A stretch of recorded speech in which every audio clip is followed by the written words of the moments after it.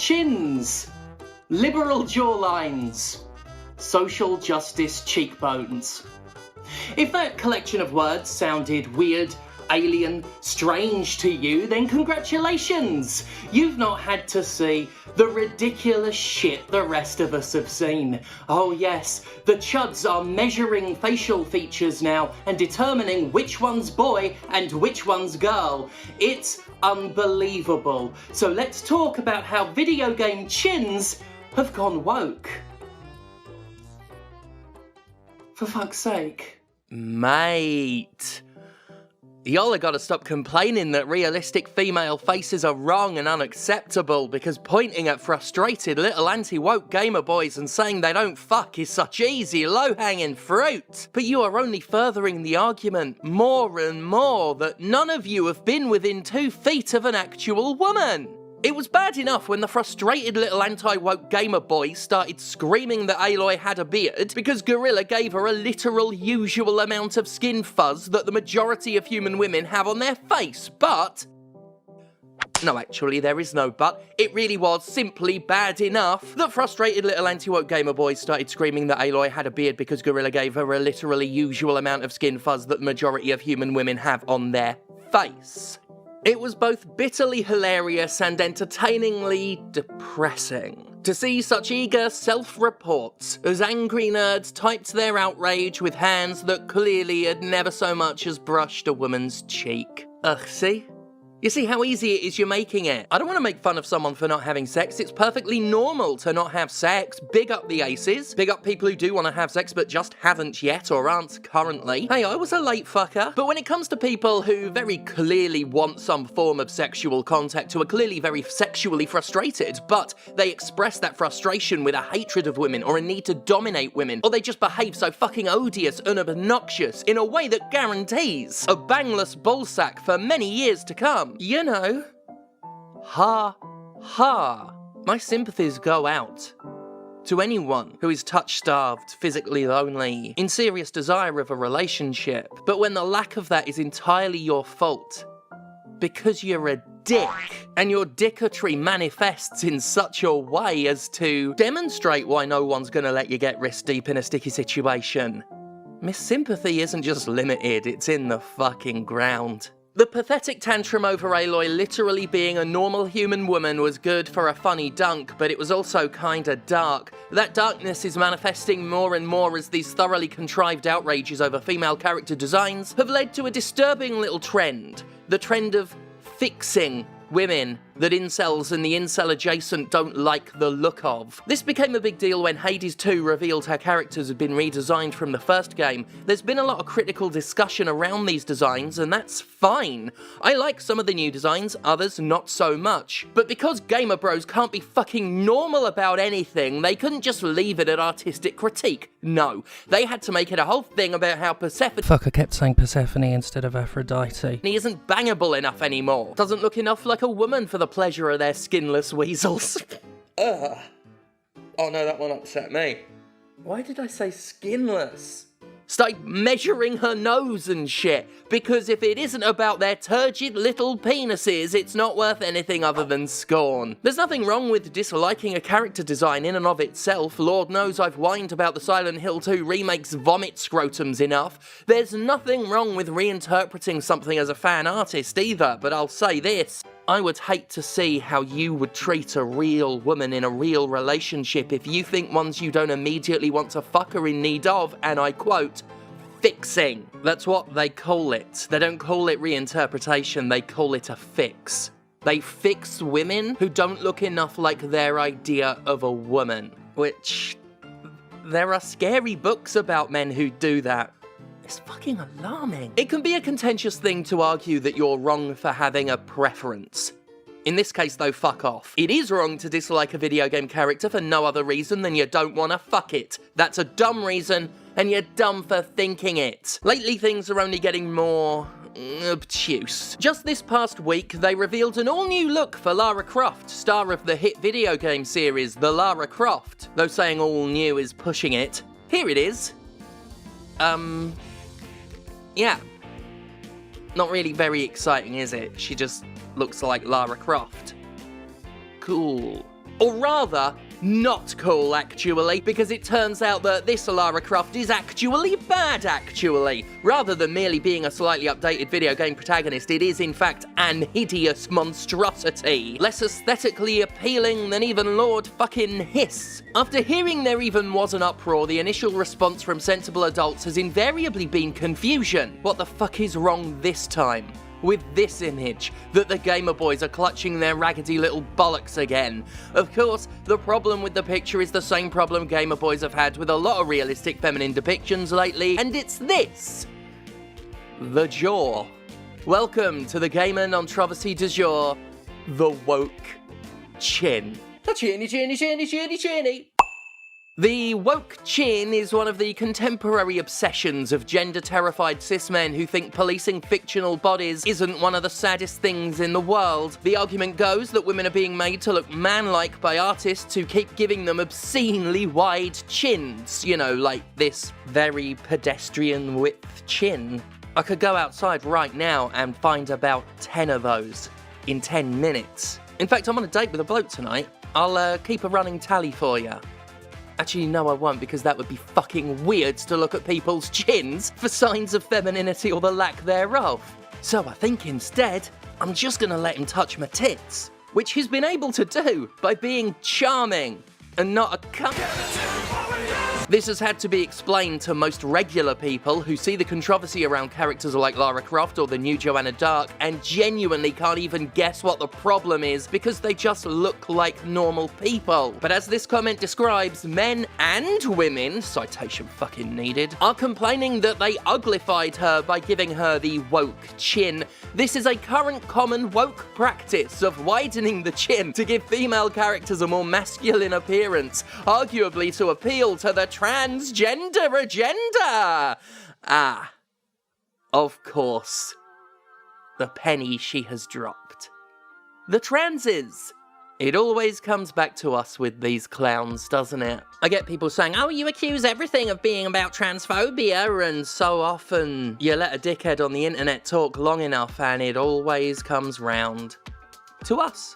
Weird how so many gamer bros insist that the gaming community doesn't have a massive transphobia problem, and yet here they are shrieking that Lara Croft's chin went woke to further our sinister hormonal agenda. You stupid bitches. You dumb, stupid fucking bitches. Like, a while ago I did a video talking about how I refuse to entertain these bigoted tantrums in good faith anymore, that I wouldn't try to seriously argue with people crying about pronouns in Starfield or gay kisses in the background of Star Wars films because they deserve nothing but abject mockery. I'm not gonna lower myself to arguing seriously with these opinions as if they're meritorious of intellectual investment. But I will mock them. Seeing such nonsense only confirms that exploiting these non-controversies for nothing other than easy content-based and abject mockery, which is what I'm doing, is the correct course of action. It's free real estate. The right-wing side of gaming culture, and fuck off pretending it's anything other than the right-wing side of gaming culture, has become truly disconnected from reality.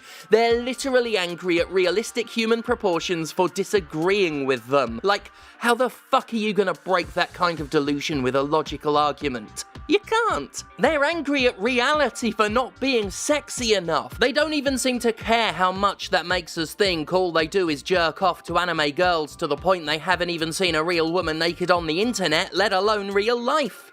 They've gone completely fucking wrong. I think I have to make fun of their ludicrous behaviour because if I try to take it seriously, I'll just be too creeped out.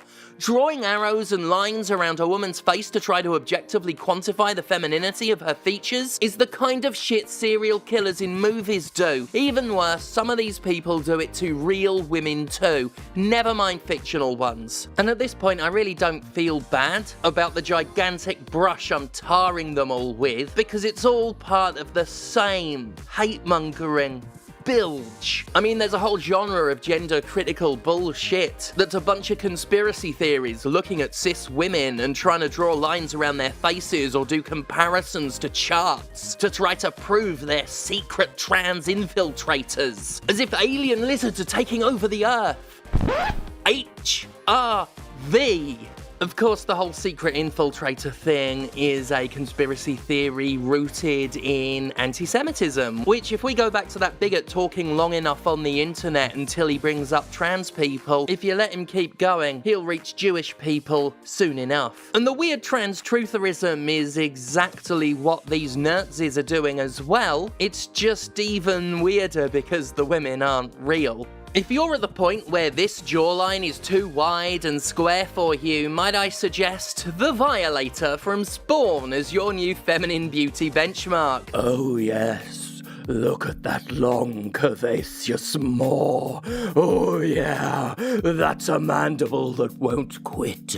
Not an angle in sight, Just wank over a cartoon demon is what I'm saying. Your standards are becoming so pared down that pretty soon you won't even be able to find fat material that classifies as humanoid. In all honesty, I reckon they could have shown an old picture of Lara Croft, claimed it was a redesign, and these disturbing little head measurers would have still complained that she'd been uglified and manstatized. At this point, it's not even about what the characters look like. It's simply about trying to exert authority over women's appearances and enforcing that men alone can dictate what true femininity looks like. It doesn't matter how ridiculous it is to claim this version of Lara Croft looks like a man. The rationality isn't the point. The point is exerting that authority, not whether or not the exertion makes sense. Gamerbros want power. They're scared of losing it. They've been pandered to for decades, and now the pandering is spreading around a little bit. They've gone full tilt wacky land. God, that would be the perfect name for a video game from 1999. You can feel the insecurity drip off them when they complain about games made for anyone other than straight white males. You can smell the fear of having their dominance taken away when they harass developers for hiring diversity consultants. You can pick up their zero-sum mentality when they're so fucking offended by the presence of homosexuality that just seeing a few pride flags in Spider-Man is too much representation. You can feel the impotence of their distress when they have to mod out any content they label as queer propaganda, because modding is about the only control they have when it comes to stopping us existing. So much of the anti-woke outcry is based in a desperation to feel in control because they saw the community get bigger around them and perceived it as themselves getting smaller. Their minds are now hardwired to complain about a woman getting redesigned, unless said redesign is explicitly presented as being for them. They were gonna whine about Lara Croft, Joanna Dark, Aphrodite, and Aloy, no matter how they looked, because this is all they know now, and they're blaming us. People who don't care. I mean, you just look at how many woolly lefties, how many queer people look at 2B from Nier Automata and are all about, sorry, let me get this correct. Diet Ayas. We're not the ones getting in an uproar, demanding things be changed to satisfy us. No, it's the Gamerbros who ironically claim that whenever a developer does something offensive, we should respect their artistic vision, but as soon as something isn't all about them, they literally demand the artistic vision be changed. We're not the ones wasting weeks feeling enraged because our jawline is a couple centimeters too wide for our liking. Sorry, but most of us play for far higher stakes than that. Let's face it though, if a woman like Lara here so much as looked these guys' way, they'd open a fucking artery for a chance to wriggle up and down on top of her. Their pants would tent up tighter than Dr. Disrespect's throat when he gets a text on a live stream. And they'd be grateful for the sheer proximity. They'd be so thankful that a conventionally attractive woman let them so much as touch her. And that's what Lara looks like, a conventionally attractive woman. At least as far as conventional attraction exists. Ain't no lonely Nazi convincing me he's somehow above fucking that woman. These people scarcely believe what they're saying, or maybe don't even understand what's being said. They're the definition of reactionary, the embodiment of the knee-jerk response. You can actually set a watch by their gender-rending outrages at this point, so predictable and routine have they become. Every Marvel movie is woke, every black person in a fantasy story is unrealistic. Oh yeah, don't worry, there's plenty of racism involved in all this too. Every woman who isn't cartoonishly sexualized looks like a man. man to them. It's a tired routine that keeps frustrated men feeling miserable, exhausts everyone else, and benefits only the alt-right content creators making bank off monetizing a bunch of confused boys' sorry sense of cultural weakness. And it's also arbitrary. So much of what is upsetting them is arbitrary and does not matter, despite how much they keep trying to make it everybody else's problem. I speak as someone who, before she transitioned, was mocked in gamer communities for my perceived femininity, for looking and sounding too girly, only to be mocked for how masculine I am almost immediately after I came out. I speak as someone who's received the trans misogyphrenology treatment, people online going over my pictures, examining my features to confirm for each other how much like a man I look. I've been told I have such a deep, booming voice and a huge Adam's apple, that latter allegation demonstrating just how insincere this all is. Because, you know, even by cis women standards, I don't have one. There's no sincerity when it comes to these guys trying to litigate femininity. It only matters to them that they've given themselves the power of litigation. In real life, I'm more confused for a cis woman than I am a man now. In the past year especially, folks have regularly expressed surprise at the fact I'm 6'4" until I tell them I'm trans. My jaw is a fuck sight squarer than Lara's here, and more than half the strangers I meet just see a very tall woman.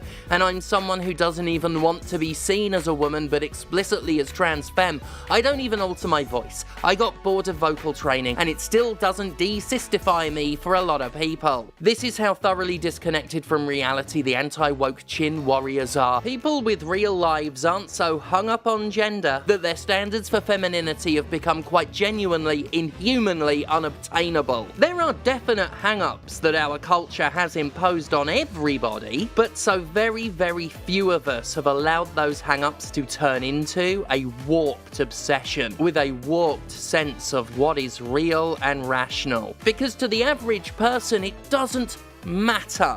None of this matters.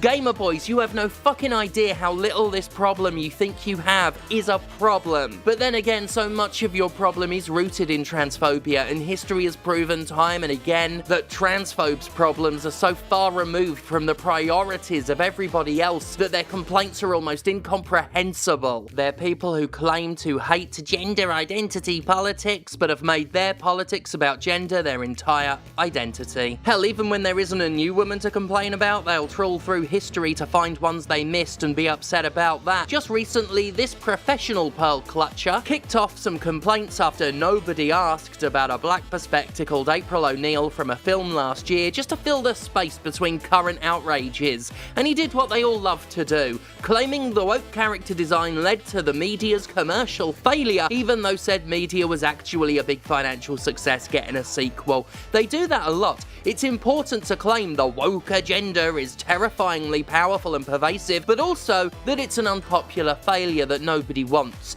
You'll find no shortage of grifting YouTube videos declaring that the latest woke Star Wars or pandering kids film flopped, because at once their enemies are incredibly strong and incredibly weak. There's a name for the ideology that pushes that idea. Can't remember it now. I've done that joke before in a previous video like months ago. These people's opinions aren't even worth new gags. Standards for masculinity and femininity change all the time anyway. Even if their idea of perfect womanhood was somehow objectively right, it would be wrong 5 years from now. Beauty standards historically shift, sometimes for no reason less cynical than advertisers want to sell another product, by making women feel self-conscious about a feature that was fine until it wasn't. That's literally part of the documented history of advertising. I mentioned conventional beauty earlier. The truth is, conventional beauty is absolute bullshit. But again, the standards being enforced don't actually matter. Not when enforcement is the goal in and of itself. And for us, it has to be a laughable thing, because the only other way to feel about it is completely and correctly squicked the fuck out. Bunch of little Batemans. You know what? I had a whole monologue here, but I ain't getting a better ending than that. Thank God for me!